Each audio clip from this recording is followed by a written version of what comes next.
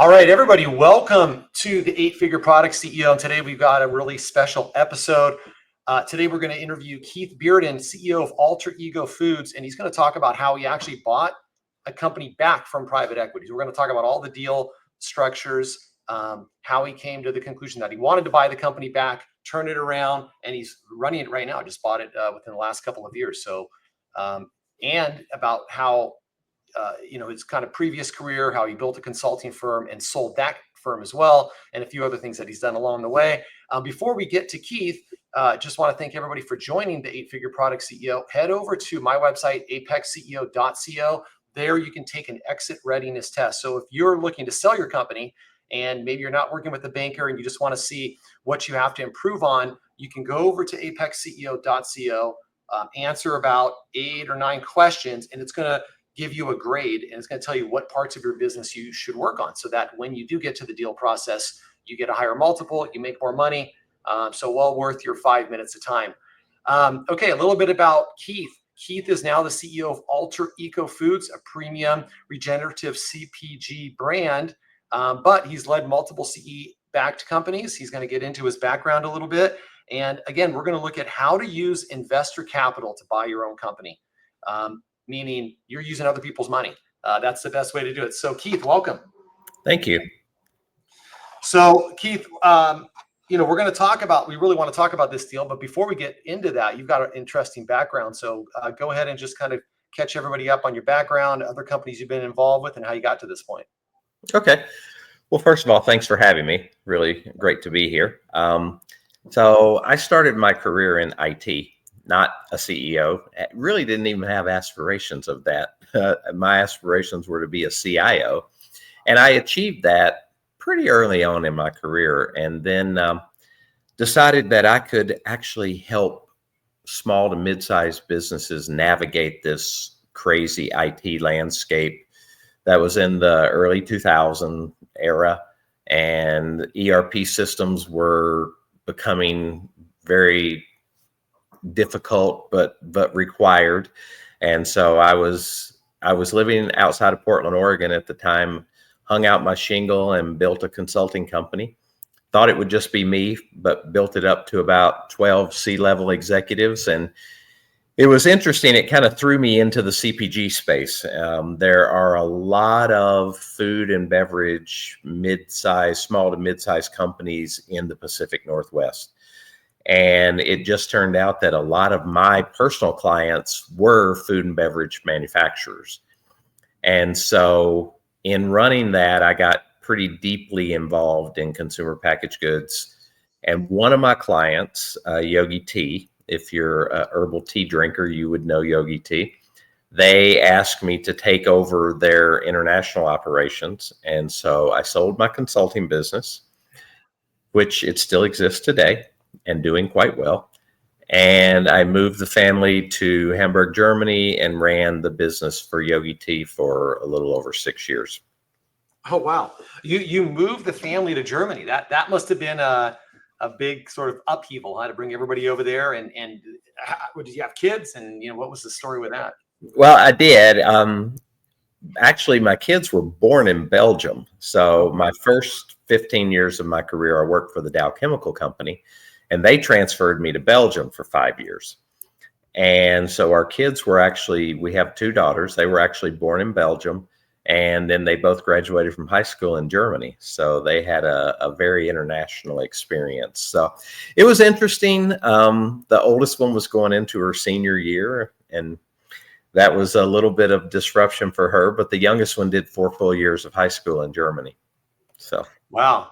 That's an amazing story. Now, are you able to share anything, because obviously business owners listening here, we're always curious. Okay. What did this sell for? What were the multiples? So your consulting firm, anything, it's probably a private sale, but how big was it? How many people are you able to share any of the deals? Yeah. So this was in 2008.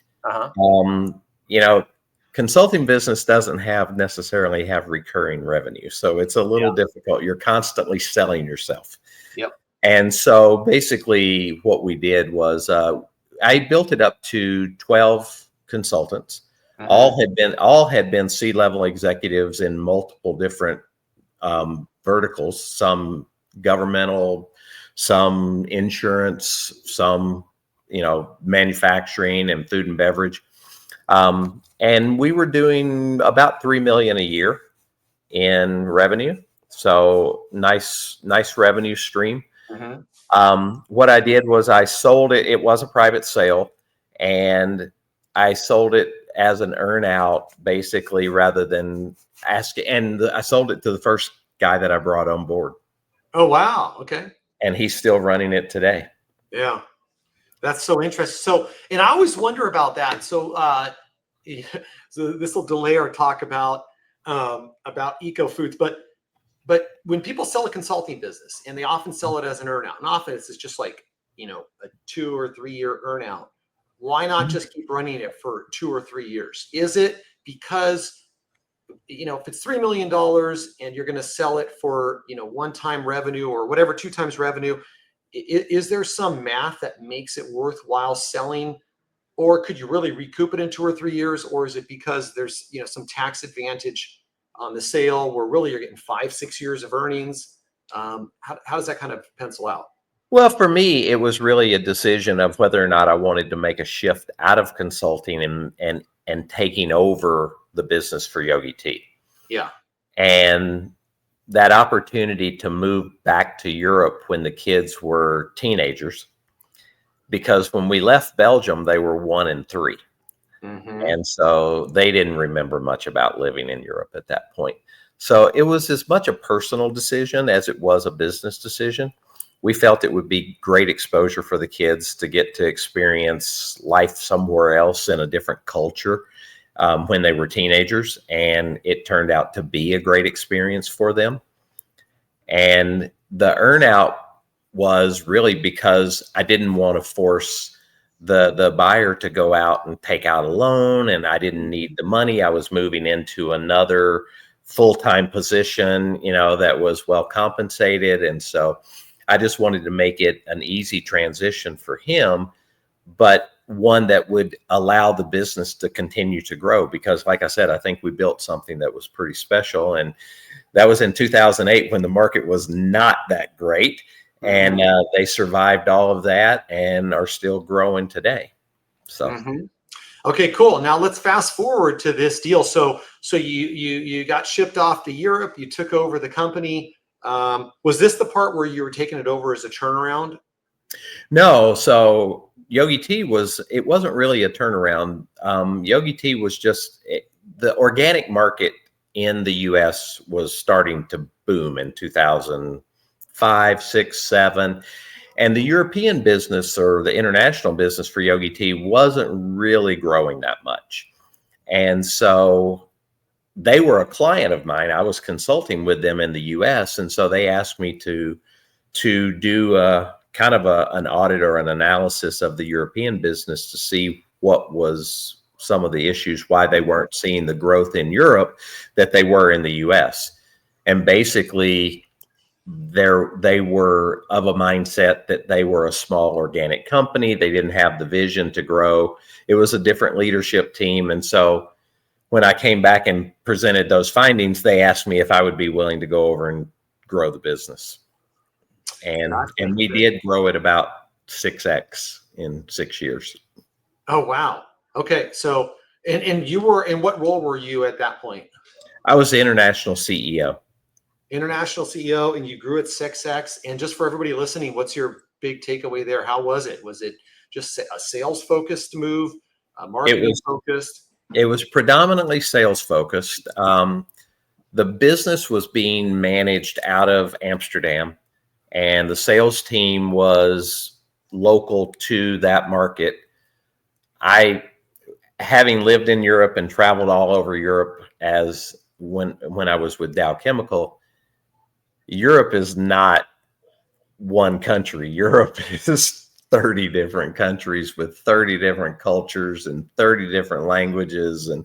And so I went out and hired a sales team that was very, very regionally focused. So French team for the French, Italian team for the Italian market, a Scandinavian team for Scandinavia.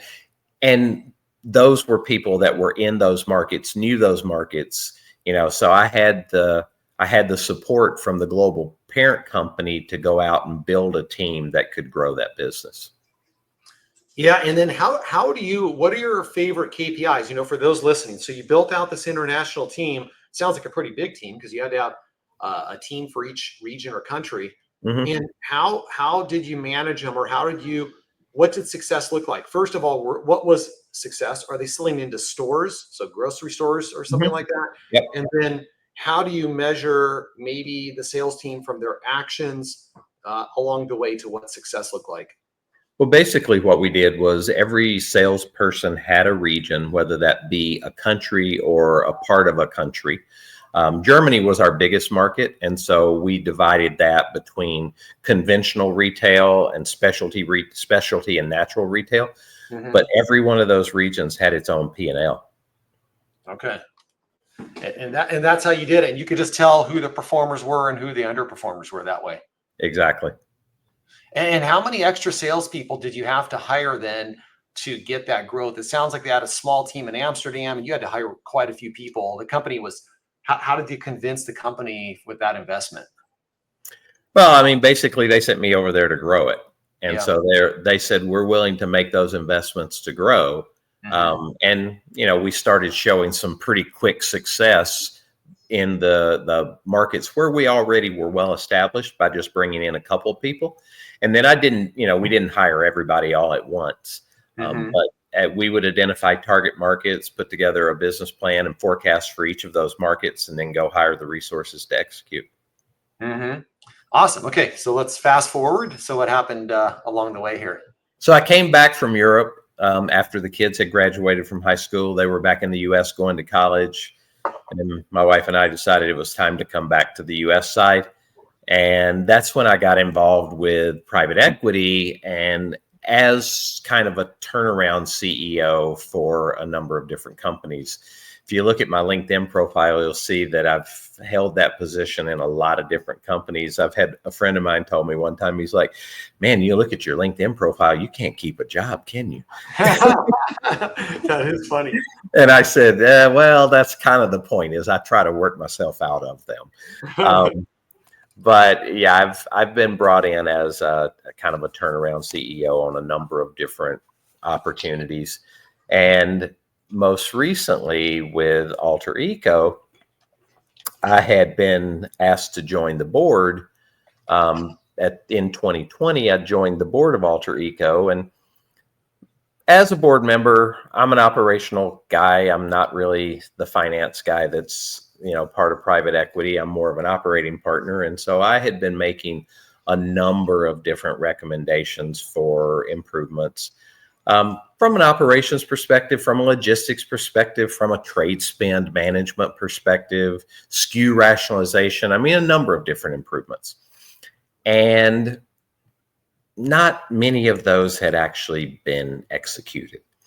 And so the private equity group that owned Alter Eco had owned it for about 7 years. They decided that they were going to sell the company, sell the asset.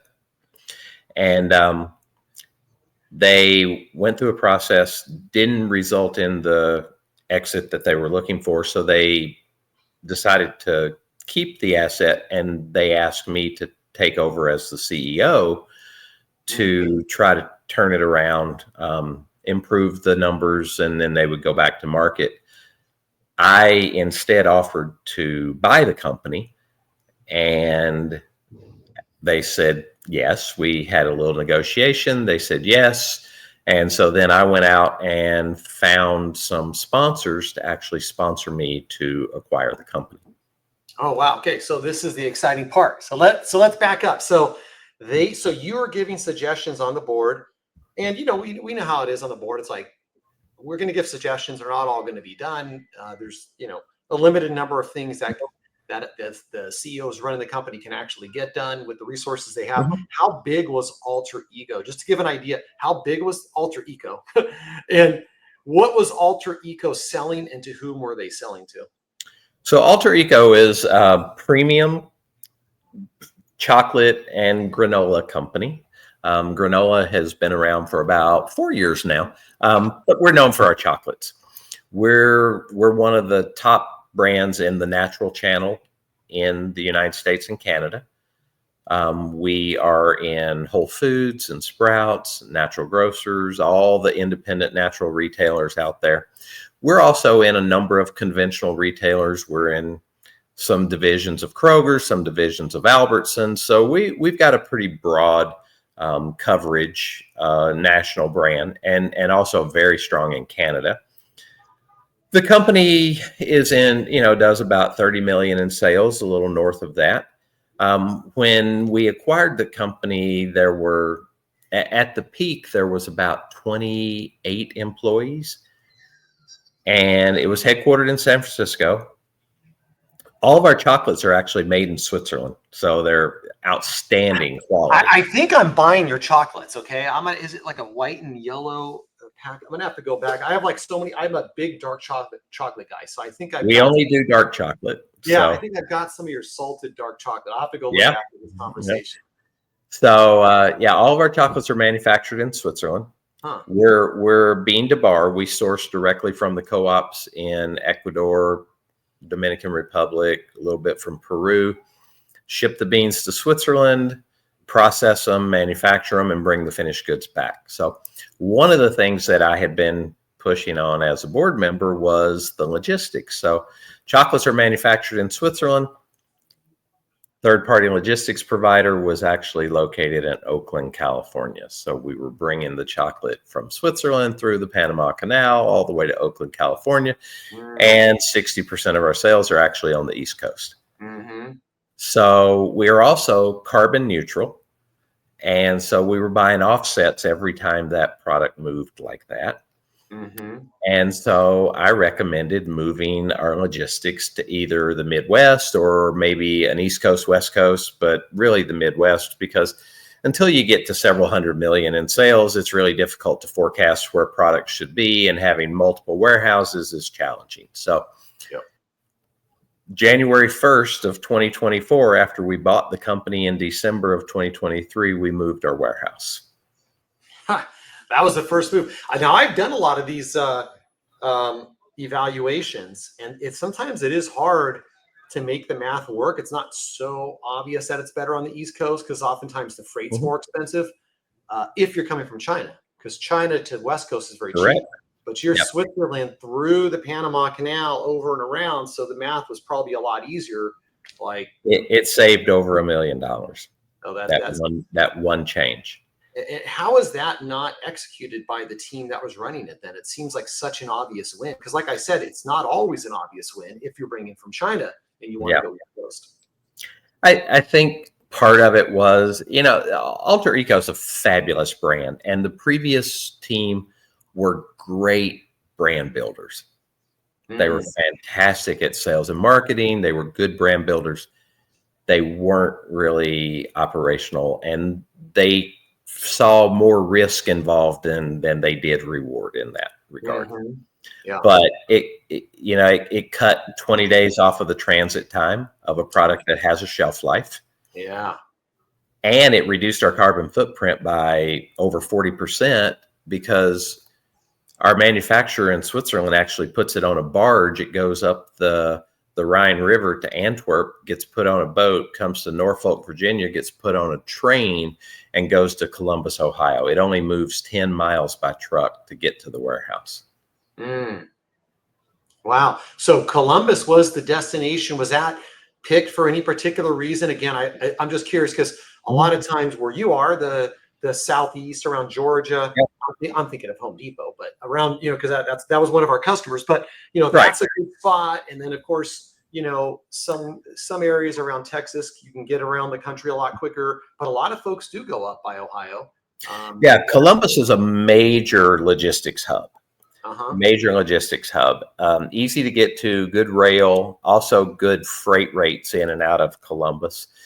You're right. I mean, Tennessee, Memphis, Louisville, all good hubs. I mean, otherwise UPS and FedEx wouldn't be there. That's right. They've kind of figured it out. But Columbus has a tremendous amount of food and beverage logistics partners, and it takes a food and beverage certified, approved partner with with temp control. One of the challenges in the South is the temp control for chocolate. So That's true. Oh yeah. Little more expensive. So Columbus is an ideal location, and we have a great partner there.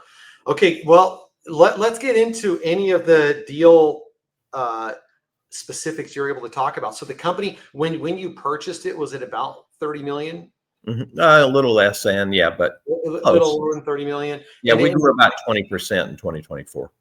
Wow, and it wasn't doing very well on the profitability side. No, and I mean the company is Alter Eco really was founded on 3 core principles, and we still adhere to those principles today. The first one is restoring ecosystems, hence the name Alter Eco. And what we mean by that is we work with farmers and our suppliers to try to convert as much of our raw materials to regenerative agriculture or dynamic agroforestry as we can, because that's good for the planet. You know, I tell people all the time, if you buy Alter Eco, you're improving the planet one chocolate bar at a time. And we truly believe that. The second core principle is improving livelihoods. And so all of our chocolates are Fair for Life certified, which is even a step above fair trade.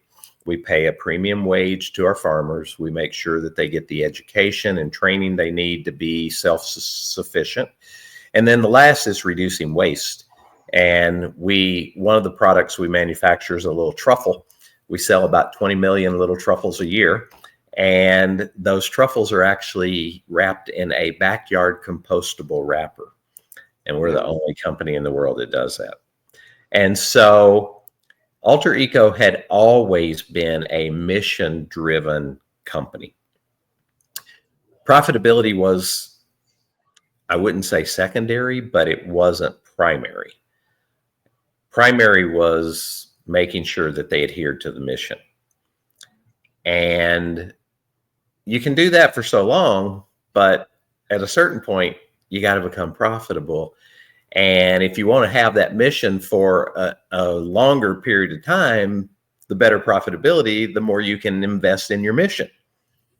And so, we turned the company around pretty quickly in terms of profitability. Logistics changes was one of it. Headcount was another one. We now have 5 full-time employees in the company. That's right. I saw that on your, okay. Walk us through that. How did you go from, I think you said mid-20s down to 5? You outsourced a lot of the... I did. I went with a model of outsourcing and paying for performance, really. Yeah. You know, so I work with a sales agency. We had 3 salespeople and great people. I'll just make it very clear. All the people at Alter Eco previously were great people, good at their job, you know, performed very well, but the company couldn't support that overhead. Yep. And so we have a sales agency now. They have about 12 salespeople scattered around the United States that take care of the different retailers and distributors that we work with. They're geographically located to be close to them. Our salesperson for Whole Foods is in Austin, Texas. The one for Sprouts is in Phoenix, Arizona. So it works out really well because they have those relationships. We're not the only brand they represent, but they have a pretty small number of brands, so we get a lot of their time. And that has worked extremely well. Like I said, we grew 20% last year. Yeah, that's amazing. And that's really hard, actually, to find a good sales agency, because a lot of people, you know, just on the CPG side on my end, going into, say, the Home Depots and the Lowe's, they do have the relationships, but it's not a slam dunk. You still can cycle through different agencies as you find the right one. Oh, you can. And I will say, anytime there's a major meeting, I'm there. Yeah. I think in 2024, I flew about 212,000 miles. Oh gosh. So you're on the lake, but you're not retired. No, not by any means. I'm going to Switzerland to meet with our manufacturing partners. Our granola is manufactured in Canada, so I'm up there. I'm in Ecuador, Dominican Republic, Peru, meeting with our farmers and co-ops, and I'm at virtually every trade show that's of any significance and meeting with our customers a couple times a year. Yeah. Well, let's get back to the deal dynamic. So you brought in, so you're going to buy the company. If the company wasn't performing that great, obviously PE, they care about mission and brand, but they care more about profit. So they had to make a decision there. And you know, I'm assuming you got a good deal. Is there anything you can share about how any of the terms of the deal or the amount of money brought in, or how you kind of convinced them to do the deal with you rather than go to market? Yeah, well, so basically, the PE group that was selling, we negotiated and agreed on a price that they felt good about with the exit. Mm-hmm. Me raising the money, then I had to build a deck that basically outlined the path to profitability. Okay. And I used that phrase over and over again. This is the path to profitability. Mm-hmm. And I outlined the headcount reductions. I outlined the logistics changes. I outlined the trade spend management. I outlined the SKU rationalization. And each one of them had a dollar amount associated with it. Each one of them had a timeline, a very clear, defined timeline associated with it. And we executed. And so we went from not profit in 23 to profit in 24. Yeah. And wow.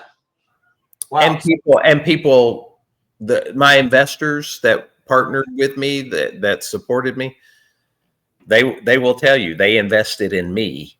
Mm-hmm. They liked the brand equity and the value of the brand, but I was able to articulate a path and a plan to execute where they believed in enough to be able to back me and support me.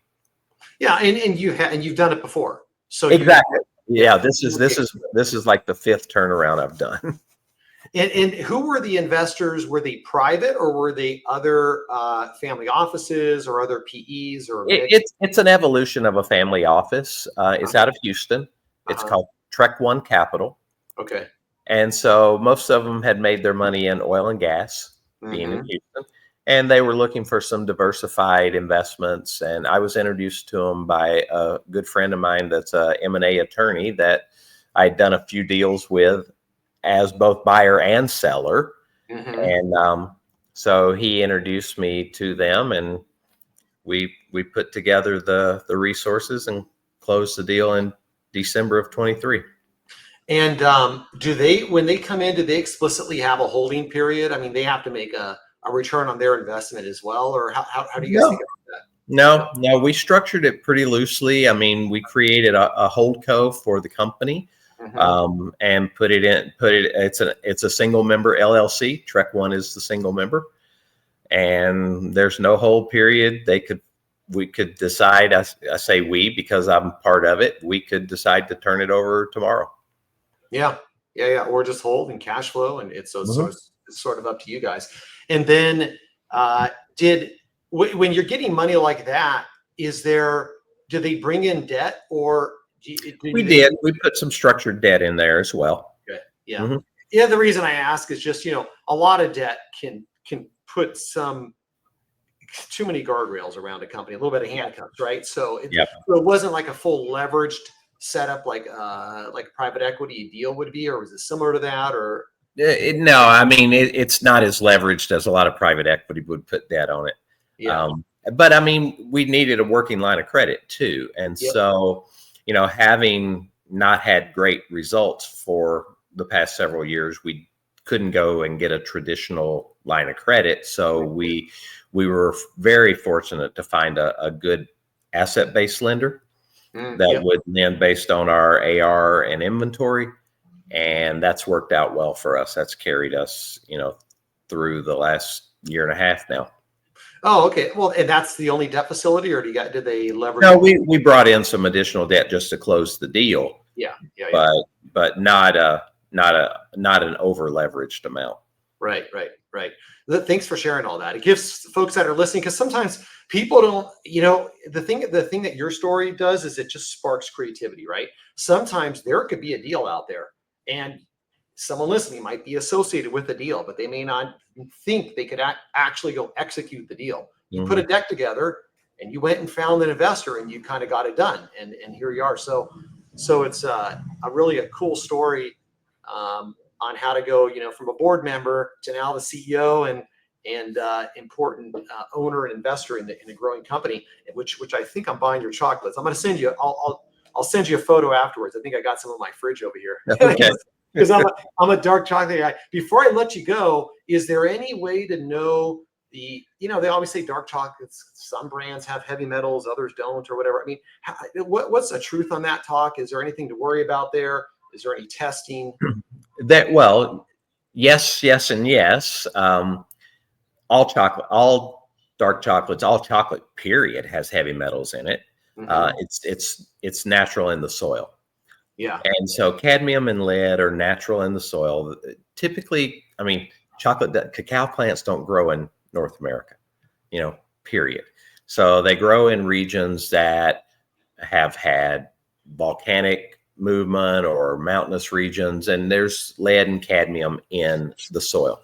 It's more prevalent in some areas than others. We test every year.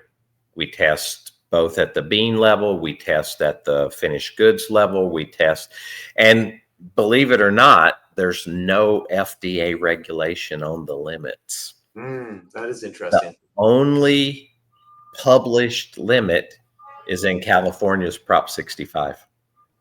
Oh, yeah. And that affects the chocolates as well? So you have to put a Prop 65 warning on it? Not if you're below the levels. Oh, okay. Okay. But we measure ours and we're well below the Prop 65 levels. Yeah. Yeah. But there are some chocolates and some regions that have a higher concentration of heavy metals than others. And it also depends on how much dark chocolate, you see some of these studies on YouTube and things like that. And they're like, oh, I tested these 10 chocolates and this one was higher in heavy metals. And and maybe it's ours even. And they say, well, it's 100% cacao. And these were 40%. That's true. That's true. That's a good point. That's not a fair test. Wow. Well, listen, Keith, thanks so much for sharing your story. You got a really, really cool story. I'd love to stay in touch and maybe we could talk about some other ideas for other episodes, but thanks so much. I mean, this is an amazing story, how you bought a company. Before I let you go, let folks know how they can get a hold of you, learn more about your business. Yeah. So you can find us at alterecofoods.com. You can find me on LinkedIn. And you can find us in virtually every organic natural foods channel store in the United States and Canada. Awesome. Great success story. Thanks again, Keith. Thank you.